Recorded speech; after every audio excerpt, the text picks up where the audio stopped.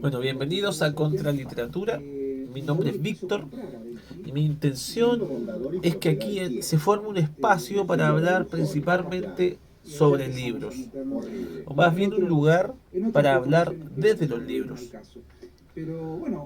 Cualquier comentario que ustedes hagan va a ser considerado desde la filosofía, desde las artes, un tema polémico, y vamos a ver cómo lo podemos abordar. En algunas instancias voy a estar yo solo, pero no siempre va a ser así. También me van a acompañar algunas personas con las cuales ya estoy conversando. Y vamos a generar un espacio sobre todo para leer cosas distintas. Le puse a esto contraliteratura porque es una manifestación en la cual busco ir a contraliteratura de lo que ustedes van a encontrar habitualmente en las librerías más comerciales o en los espacios de booktubers o booktokers que se puedan encontrar. En contraliteratura yo lo que busco es la presentación de una lectura distinta, una lectura que apunta a otros elementos más allá de lo que superficialmente podamos conocer, por ejemplo, como la historia, o los personajes, y obviamente mucho más allá del gusto que una persona puede tener por un libro o por otro. Para la emisión inicial, justamente voy a tomarme de la obra de un autor que me parece fundamental por dos cosas. Primero, es chileno. Segundo, porque propone una forma de leer que yo creo se vuelve clave a la hora de enfrentar cualquier libro. Martín Cerda es una de mis más importantes influencias intelectuales. Después de leerlo a él, fue distinto leer cualquier cosa. Hay un antes y un después. Es como los Beatles para Ozzy. Después de eso el mundo empezó a estar en colores. Después de eso todo lo que yo leía tenía otro sentido. Y eso quiero transmitir acá, esencialmente. Vamos a trabajar con un libro que él tiene llamado La palabra quebrada, considerado para mí como su libro fundamental. Tengo aquí en mis manos la edición de la editorial Cormorán, editorial que está hace un par de años haciendo una investigación para acceder a los textos de Martín Cerda que hayan quedado como registro y que incluso en su familia han sido protegidos. La editorial se ha encargado de hacer obras de un costo accesible a cualquier persona, asequible a cualquier persona, y con varios detalles que me parecen esenciales. Por ejemplo, el detalle de traducir algunas partes en las cuales Martín Cerda habla en francés. Bien, lo primero que Martín Cerda nos propone en La palabra quebrada, que es un ensayo sobre el ensayo, es decir, que un ensayo es distinto de un fragmento. Un ensayo no es un texto fragmentario porque no pertenece a una totalidad. Da el caso de los fragmentos de Heráclito, que sabemos por la leyenda que fueron dejados en las puertas del templo de Atenea, pero este discurso con el tiempo zozobró. Esos son fragmentos. El fragmento es un pedazo que quedó de un discurso zozobrado por el tiempo. Martín Cerda, en cambio, dice que el ensayo es un espacio en el cual se trabaja y se convierte lo que se dice en una totalidad. De ahí que todo ensayo tiene un valor en sí mismo, más allá de las consecuencias o las relaciones que se puedan establecer con otros textos. El libro está distribuido en 4 partes, tiene 62 capítulos, más un epílogo, referencias y anexos. A mí me gusta mucho esta edición, me costó 10.000 pesos. También pueden encontrar una edición publicada en los años 90 que es esta edición, La Palabra Quebrada, que incluye también el libro Escritorio, que es un libro que él dejó a medias escrito antes de morir. Aquí voy a hacer una pausa para contar una parte biográfica importante de Martín Cerda. Él nace en Antofagasta, se traslada a Chile y termina estudiando en la Sorbona, en Francia. Allá estudia Derecho y estudia Filosofía. Luego vuelve a Chile, donde se dedica a publicar principalmente en periódicos nacionales. Trabaja en universidades, trabaja en varios medios, da su opinión política, pero siempre centrándose en la escritura literaria y ensayística. Esos son sus focos de trabajo. Hacia fines de los años 80, a él le proponen irse a trabajar a una investigación al sur de Chile y allá, quedándose en un hospedaje, ocurre la tragedia de su vida. Un incendio quema la totalidad de su biblioteca, razón por la cual Martín Cerda solamente queda con algunos apuntes, unos escombros de lo que fue su vida literaria e intelectual. Meses después sufre un ataque al corazón, de cuya operación no tiene un buen éxito y Martín Cerda muere en el año 1991, un año después de la quema de su biblioteca. La historia es literaria, o sea, alguien se dedica toda su vida a leer, a leer, a leer, se quema su biblioteca, metafóricamente decimos, se quema su vida, se consume, el cuerpo muere, pierde todo su sentido. Volvemos a la palabra quebrada. Martín Cerda dice en la primera parte que hay que estudiar la hegemonía formal del ensayo. Hasta dónde llega, de dónde viene, cuál es su genealogía. Y obviamente Michel de Montaigne, autor del año 1500 al 1590, por ahí, se considera el padre del ensayo moderno. Él publica el texto Ensayos y da origen a este concepto que inventa un género finalmente. Si bien los ensayos de él son directamente la práctica del saber intelectual, no existe una descripción formal de lo que es un ensayo. Desde ese punto de vista, Martín Cerda se da cuenta de que hay una deficiente tradición formal del ensayo en lengua española. Se ha escrito poco en lo que es el ensayo, más allá de que se escriban ensayos. Su maestro, George Lukács, que fue la persona que dirigió en Europa a Martín Cerda, ahí tenemos una línea genealógica desde la cual él deriva, escribe un libro que se llama Alma y Forma, y en ese libro él trabaja la esencia y la forma del ensayo. Según Martín Cerda, esta sería la primera forma de esfuerzo teórico para determinar la estructura del ensayo. Él, como buen estudiante tradicionalista de estas cosas, dice, primero vayamos a la etimología. La etimología de ensayo es exagium, en latín. Exagium, si ustedes lo piensan, examen. Entonces, lo que hacemos al ensayar es probar cosas, practicar cosas. En un ensayo de baile se ponen en juego los pasos, la distribución en el espacio para poder encontrar la armonía de los movimientos.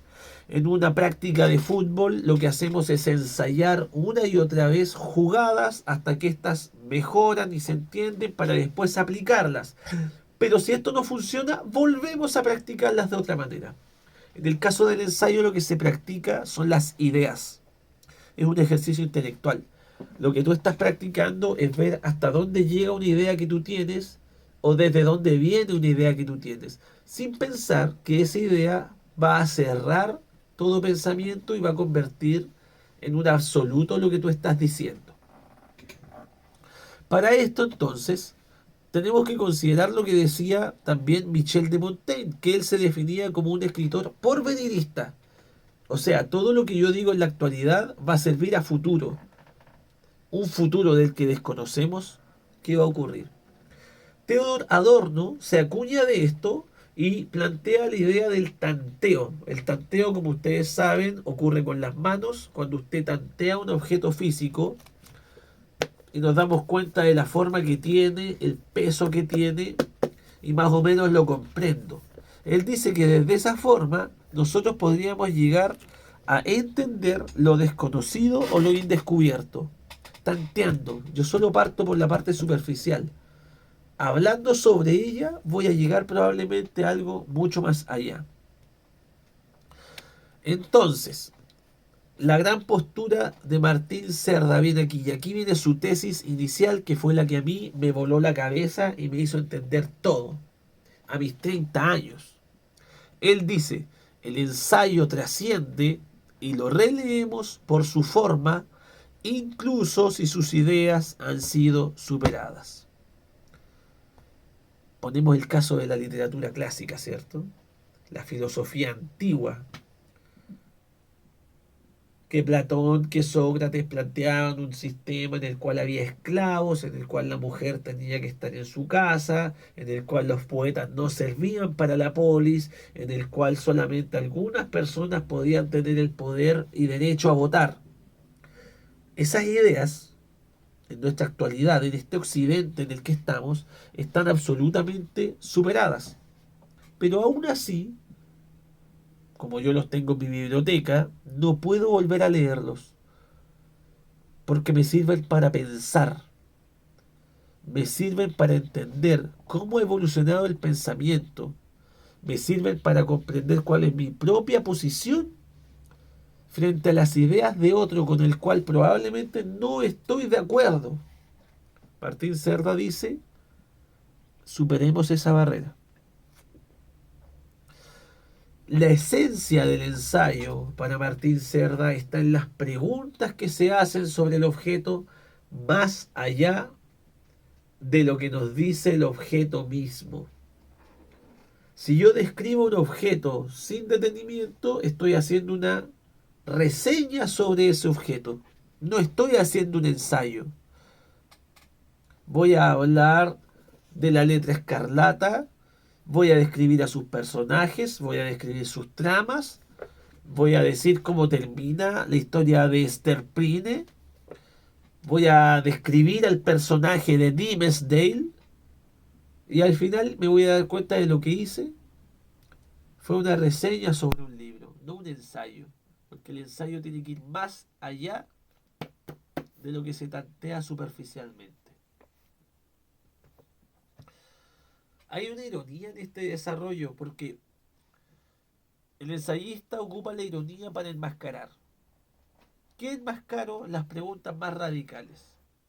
El concepto griego de eironeia, que significa disimular, y que deriva a la vez del yo pregunto, constituye una interrogación enmascarada.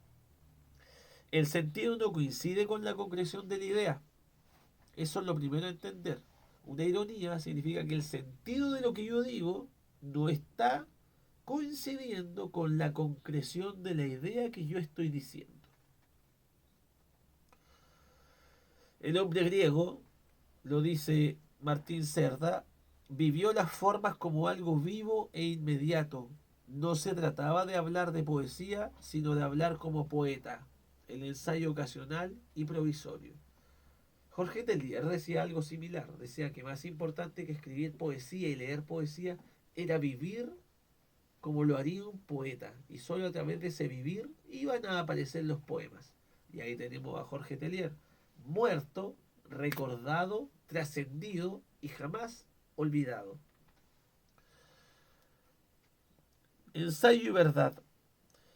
¿De qué manera el ensayista tiene una obligación con la verdad que le impone el mismo ensayo? O sea, por más que yo hable del ensayo y quiera llegar a una gran formulación, tengo que entender que estoy ensayando, que estoy practicando, que no estoy definiendo algo absoluto. Debo comprender que todo lo que yo diga es solamente una más de las propuestas que se pueden hacer.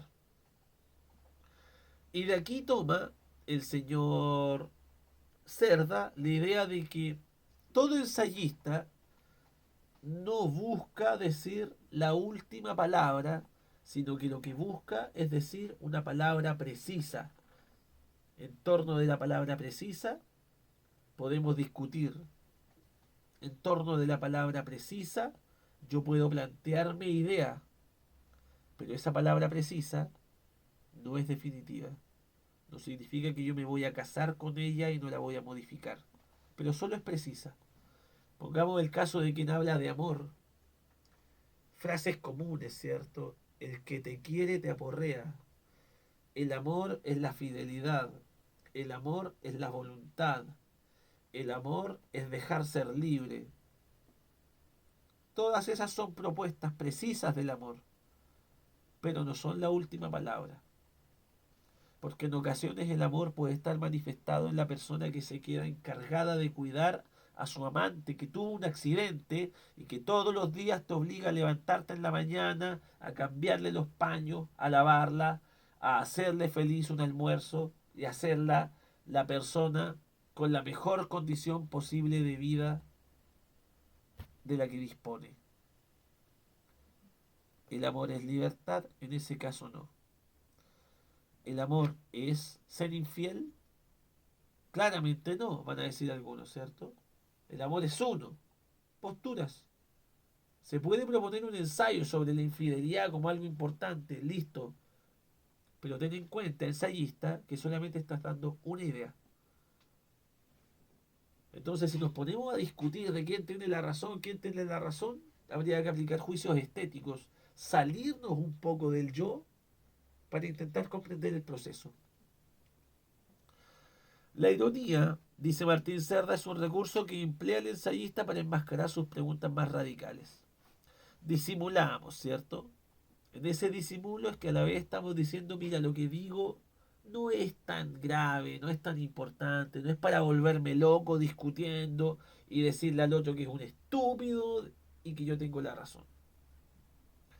El ensayista cada vez que se ocupa de pensar un objeto siempre, y esto anotémoslo, despiensa lo pensado anteriormente sobre ese objeto.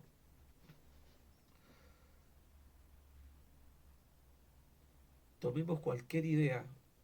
Pensemos que a través de este objeto que es un lápiz, yo deseo hablar de algo más profundo que es la creatividad a la que me permite acceder el lápiz.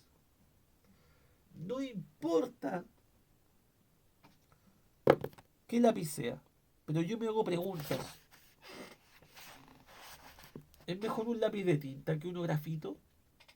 ¿Es mejor un lápiz de tinta que uno rojo de palo?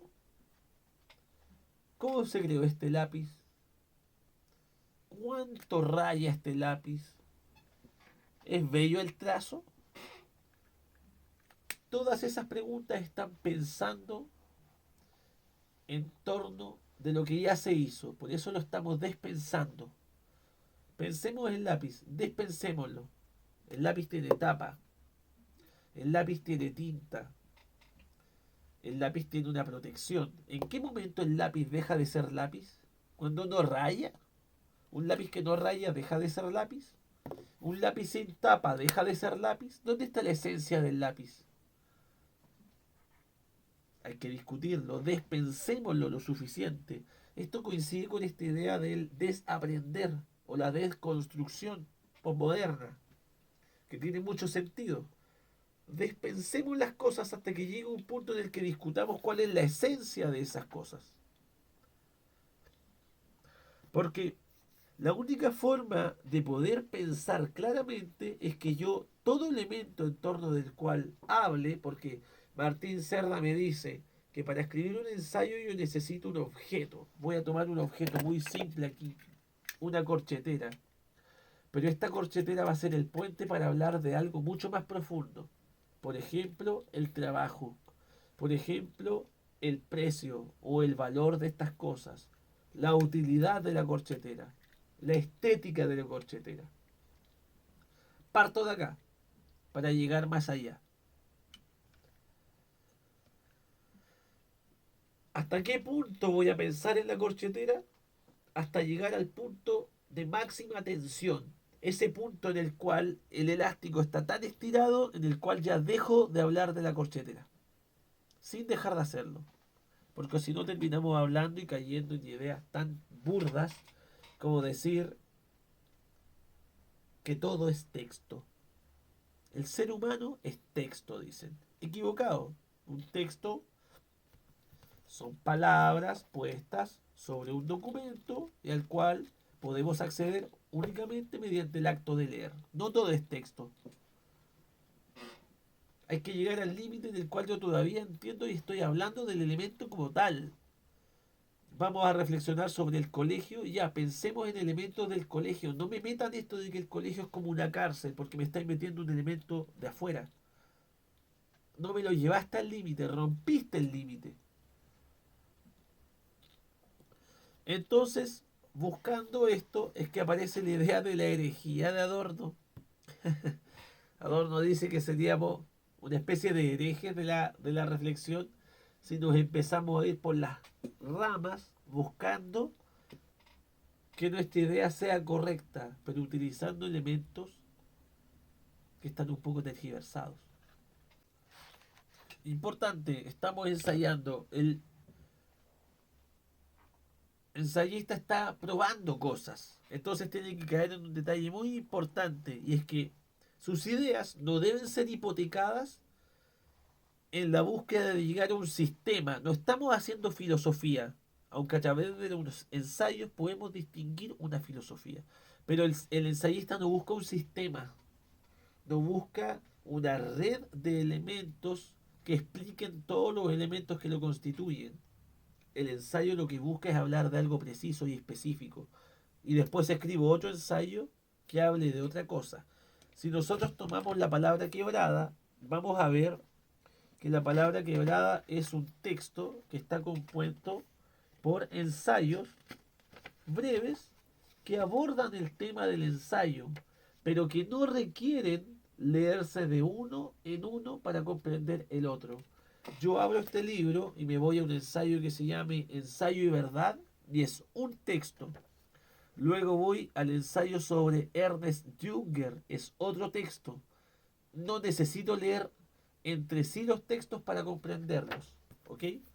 Por eso que todo esto no son fragmentos, son textos ensayísticos. Montaigne en el siglo XVI dice que él es mesurado, que se aleja de las posiciones de pugna, de discusión. Nuestra religión fue instituida para extirpar los vicios, dice, pero ella los cubre, los alimenta y los incita. O sea, planteo ideas, intento llegar a una respuesta de estas ideas, pero después de eso puedo seguir hablando de otra cosa. Y ya sé que cuando escribí mi ensayo me faltó precisar algunos elementos. Me faltó profundizar quizá con otras ideologías que me pudieran haber servido. Pero el ensayo en sí no busca cerrar la discusión. Ese es un error usualmente presente en la filosofía, donde se nos piensa que todo lo que yo digo debe ser para callar al otro, para decirle la verdad, para que no se pueda decir nada más. El ensayo no busca eso. Cuando yo leí a Martín Cerda y entendí todo esto, que solamente es la primera parte del libro, voy a dejar para el futuro la segunda parte, me di cuenta de que lo que nosotros debemos buscar es leer y comprender lo que se dice ahí para que podamos pensar mejor. De ahí que el hecho de estar en desacuerdo con algunas ideas debería ser el generador de que yo empiece a pensarlas desde otro punto de vista. No significa que voy a estar de acuerdo con ellas, pero sí debería ser un espacio en el cual yo diga, mira, este compadre con el que no estoy de acuerdo me hizo pensar en la importancia de ser riguroso en el estudio. O cuando uno lee a Byung-Chul Han y no está de acuerdo con su postura sobre la depresión y uno dice, mira, hay que estudiar más sobre la depresión para poder entenderla. Ese ejercicio de pensamiento, esa conclusión a la que tú llegaste, tienes que aceptar que la tuviste gracias a la lectura de alguien con quien no estás de acuerdo. ¿Ok? Voy a dejar hasta acá la presentación de Martín Cerda.